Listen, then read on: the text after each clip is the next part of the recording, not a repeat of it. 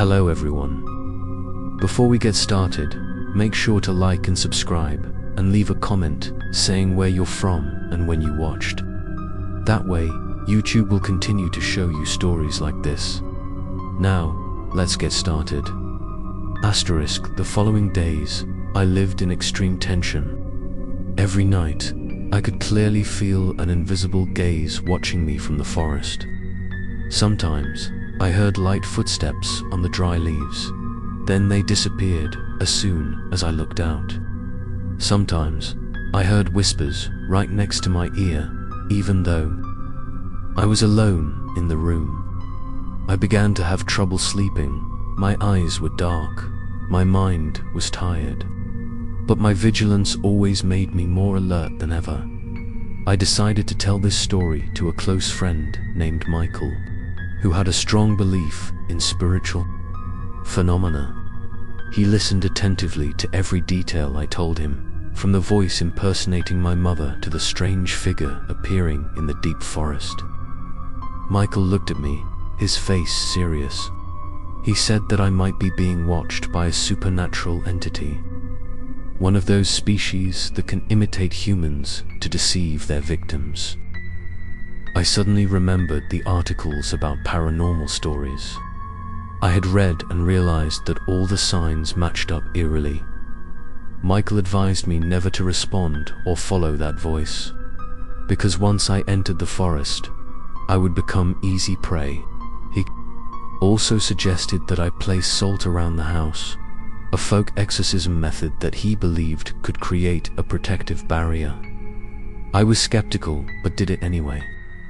That night, I sprinkled a thin ring of salt around the house, hoping to feel somewhat secure.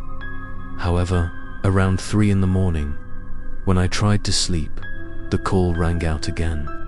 It was still my mother's voice, sweet and gentle, calling my name.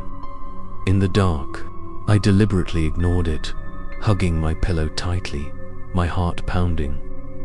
But this time, the sound no longer came from the forest, but came from right behind my bedroom door. I was stunned, my whole body numb, as if every drop of blood had frozen. The door shook slightly, as if someone was standing outside with a hand on it. I held my breath, not daring to move. The voice continued, so clear that I could imagine a familiar face smiling right on the other side of the door. But I knew for sure it wasn't my mother. The entity moved closer, trying to break the last barrier that separated me from it. The moment was endless. I was almost exhausted with fear. Then suddenly, everything went silent. No more knocking, no more calling, just the sound of the wind whistling in the forest. I sat motionless until the first light of morning flooded in. When I opened the door, everything was still intact, no sign of an intruder.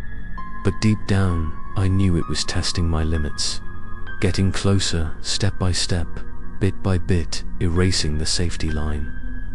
That day, I couldn't concentrate on anything. My mind was filled with questions. Why did it choose me, and what did it really want?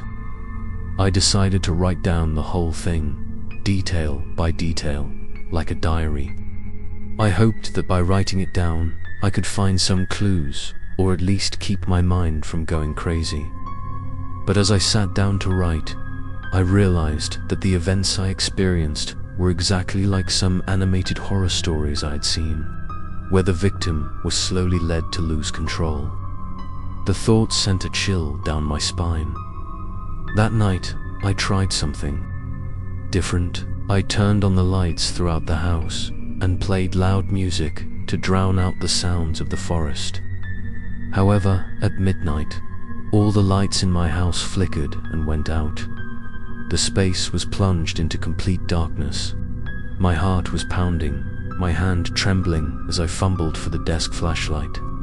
When the weak light came on, I saw a silhouette pass by the window. This time, I couldn't mistake it. The face was exactly like my mother's, but the eyes were dark, empty. Without a look, I backed away in panic. the flashlight falling to the ground, the light flickering. When I looked up again, the window was empty darkness, but I knew it hadn't left. It was just waiting, and next time, I might not be sober enough to resist. Stay tuned for the next episode to see what happens when I decide to ask Michael to come to my house to confront me with the thing lurking in the woods.